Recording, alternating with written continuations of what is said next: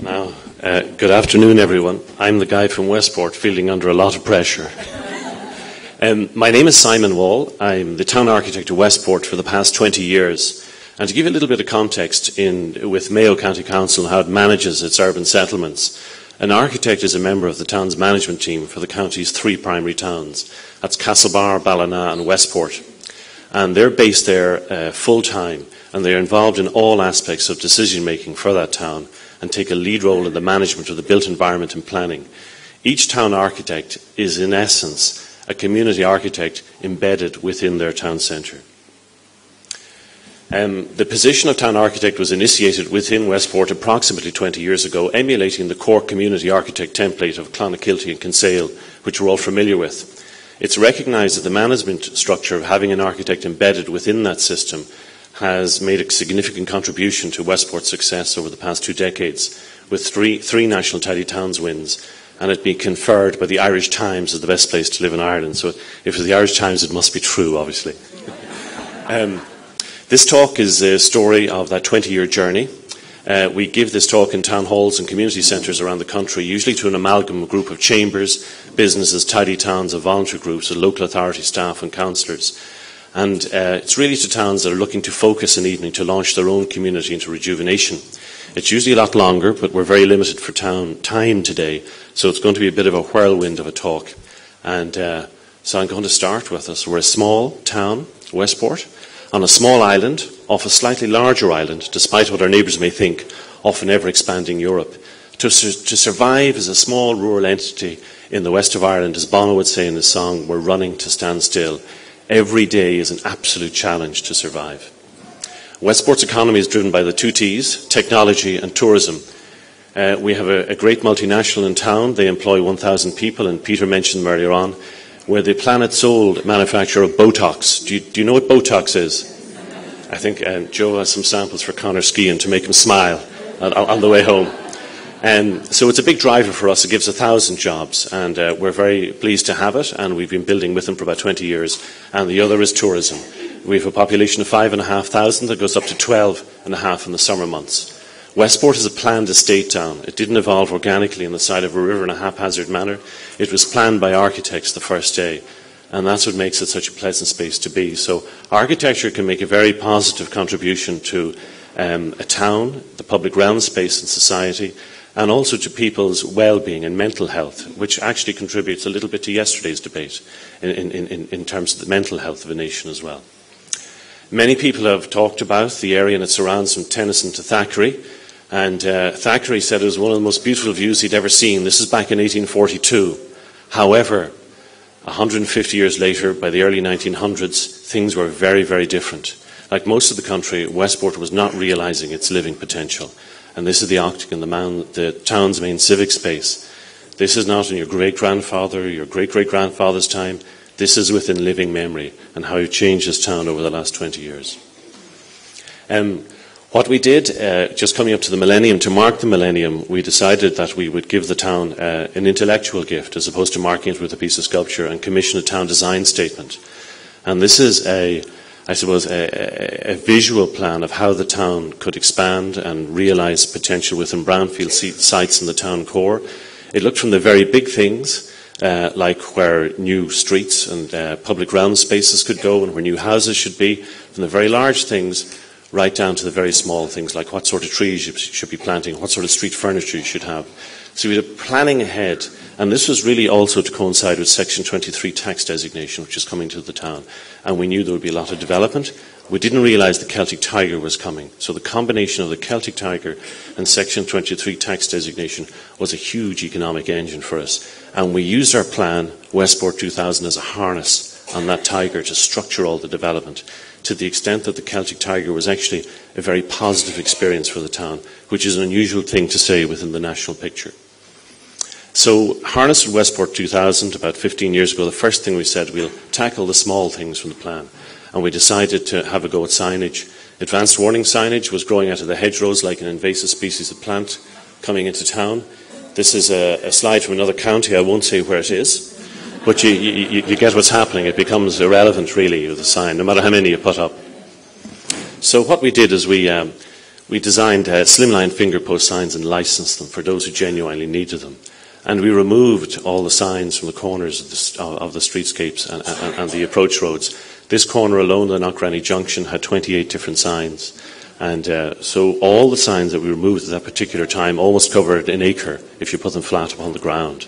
So individually it made a small difference, but collectively it starts really making a big change to your town. The next thing we said, we start looking at colour. Colour is great. You can spend about €300 painting the front of your building, and people say, wow, you've really rejuvenated your building. You can spend 30,000 in the interior, and people are indifferent enough about it. So you get a lot of value for money. So anyone who wants us to design a colour scheme, they can come into our planning clinics, and we do so. And it's not really to control colour, it's to stop people getting the first bucket of magnolia they have underneath the staircase and putting it up. And so the only thing they have to invest in is to take a photograph and bring it in. So there's an element of commitment. And we started conditioning this with planning applications, again, to make people conscious of colour when they're coming in. And it's not about the colour itself. It's about you repaint every year and the buildings are sharp and your town is tidy and there's a sense of pride. So actual colour, hues of colour, in a sense, can be irrelevant. And this makes the point. This is during the Celtic Tiger. It's an old shop in Westport. Tom Braun came in and he said, Simon, I have a colour scheme of lime green, purple, orange, pink and yellow. I said, my God, Tom, it'll never work. And it was one of the nicest colour schemes of that period. We also started conditioning out the inappropriate windows, the metal, PVC and aluminium windows, and reinstating sliding sash windows. And over the Celtic Tiger period, we probably replaced almost about 250 of those. Again, small little things that collectively start making a difference in the streetscape within the historic area. We also looked how we would deal with new infills, that they have the same. This is a brand new building in a vacant slot. We'd have a natural slate roof, black gutter fascia and eaves details, sliding sash windows, limestone sills. We discourage projecting lighting, and we try and get it in the cornice underneath the lighting rebated into the cornice. And we generally don't allow security shutters unless insurance companies insist on them with jewellers and banks, and they happen behind the glazing. So it's not a canvas for graffiti at night time. New uses for old buildings. This was an old distillery. It was 4 walls. A carpenter came in wondering what he should do with it. We suggested he would put his workshop on the ground floor, his rental in the middle floor, with 2 apartments. So he's a bit of an income, and he has what he calls himself his New York-style loft apartment where he lives on the upper floor. But getting that multi-use functions for buildings within the town core where people are trying to live again over the shop and making the town vibrant after 6 o'clock when the businesses close down. Then, as we were getting more confident, going for bigger and bigger things, we started looking at all the brownfield sites in the backlands. And with Westport 2000, the existing white buildings existed, and the coloured-in buildings didn't at that stage.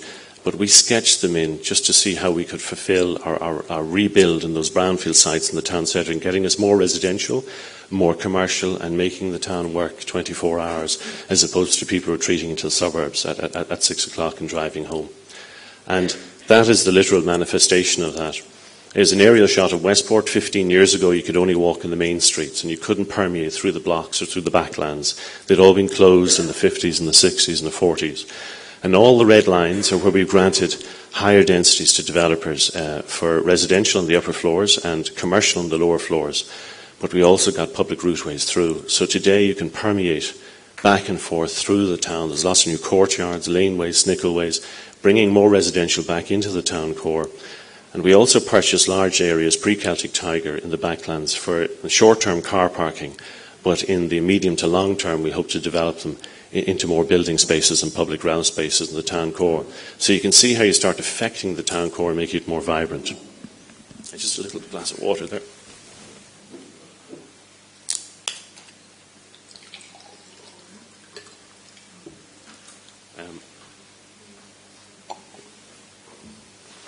So this is one of those new back streets.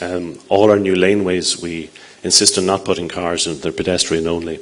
So you get a better quality of residential on the upper floor, it's less noisy, and it means after 5 and 6 o'clock, you have people living upstairs and there's passive surveillance, people looking down. And it makes for less antisocial behaviour on the streetscape. And then, of course, you can get cafes spilling out and giving a nice continental quality of life, which makes the streets more desirable to be and desirable to live in. After doing a lot of those things with the developers during the Celtic Tiger period, we felt we should look at our own public ground space, and this is Bridge Street. It was a pretty underperforming street. It was good commercially, but it was full of hard surfaces and completely dominated by the car.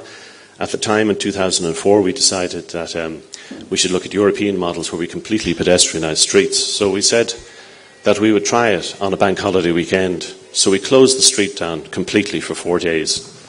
As part of the consultation process with the public, we decided to bring in trees. So we went down to our local sewage treatment plant, which was under construction at the time, and borrowed these large sewer pipes, painted them North Italian terracotta red, and put them on top of forklift pallets and whizzed them out at 6 in the morning and closed the street down.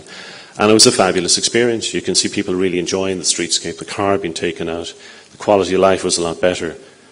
But our big problem was there was 1 hour traffic jams on all the approach roads. So we discovered that we couldn't pedestrianise, or we could only maybe semi-pedestrianise at this particular time. I like this slide in particular with the cafe spilling out. You'd know it was the Celtic Tiger because you had a sleeveless fur coat. So I always feel it's a nice touch. The resulting plan was we reconfigured the car parking, we introduced the trees, and where we had those backlands crisscrossing in the centre of the street, we introduced a large sort of public ground space, which is really a traffic calming ramp, surrounded by the 4 trees.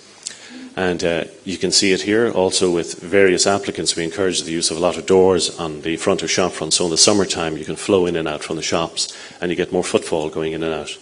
And this is what happens when you take out 1 car parking space in the middle of town. Look what you start getting in terms of quality of life. You can plant a tree, you get artisans selling goods, you get families pulling in, and you give more space for people as opposed to these metal boxes which are cars. Take out 5 or 6 spaces, you get more seating, you get spaces for parking your bicycle, and you're giving little spaces to pedestrians in the town, giving yourself a better quality of public ground space and a better quality of life in the town centre. This is on the Octagon. Take out 2 car parking spaces. You get this view of a lovely Georgian building with Victorian alterations. You underground the overhead lights. You put in decorative lamp standards. You have a pedestrian access for disability. And you start slowly improving the quality of your public ground spaces. The car has dominated the streetscape so much in rural towns for the last 40, 50 years.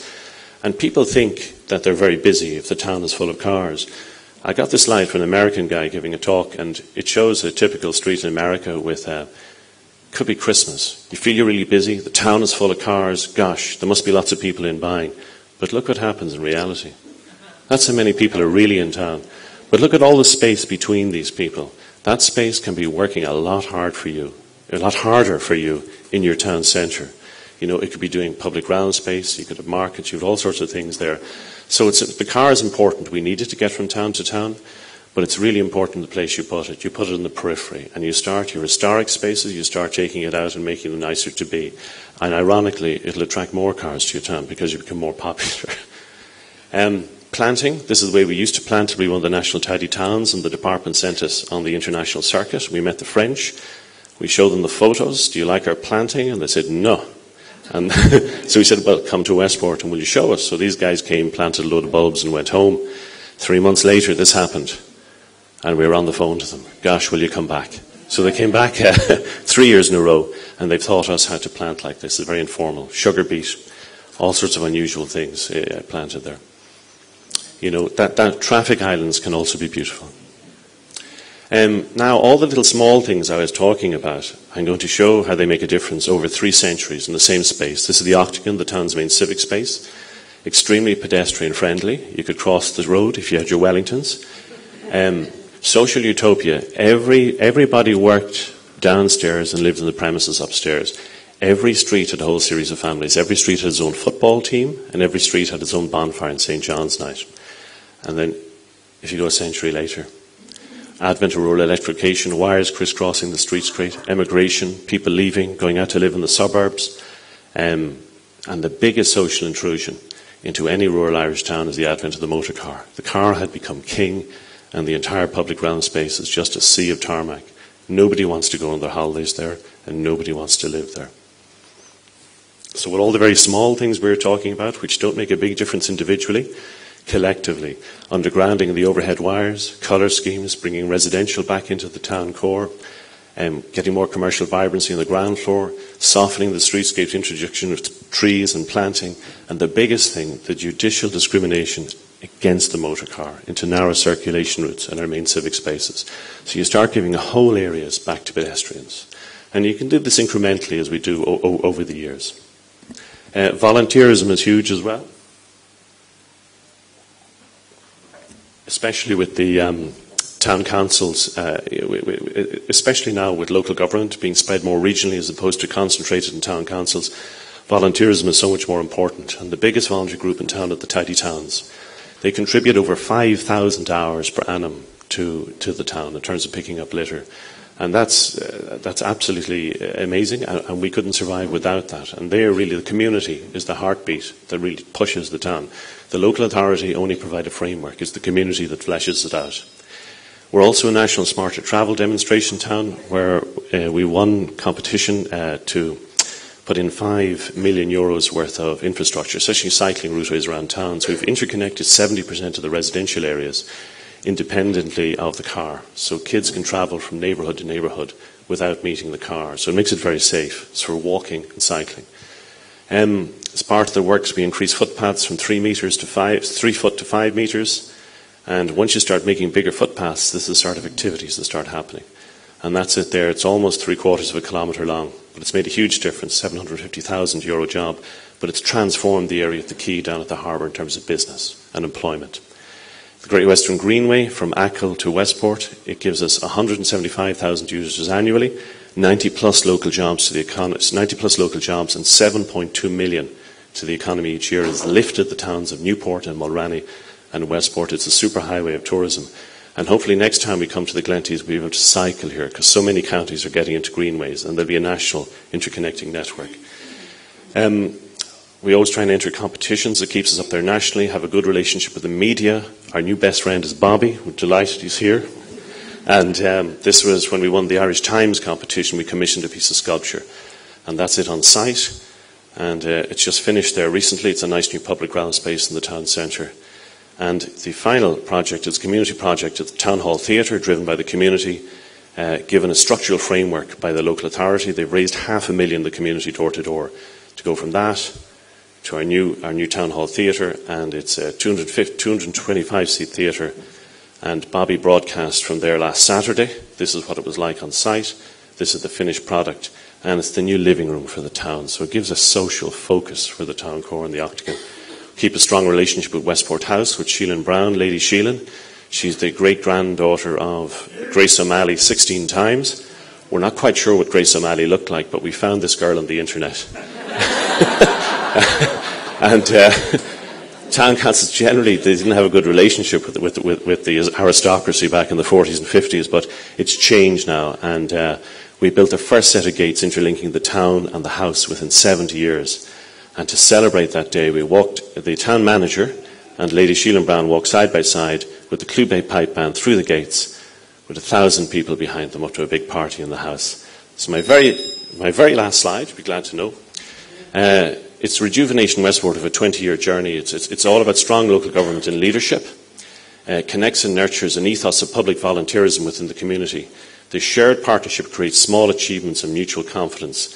And success breeds positivity and greater achievements. And so there's a creation of an array of town teams with differing skill sets for grasping opportunities and delivery of goals and projects. So it takes many years to achieve a unified partnership of mutual trust and pride that drives a strong unified town. This must be led by a proactive local government. And that's where it sits, because local government controls so many things. And many towns are driven through the built environment, such as architectural projects. And since our transition from town council to municipal districts, we have town leaders meetings every 6 months where the executive, the councillors, community and business leaders, we sit down and share our knowledge of our challenges and achievements for the next 6 months. Thanks very much.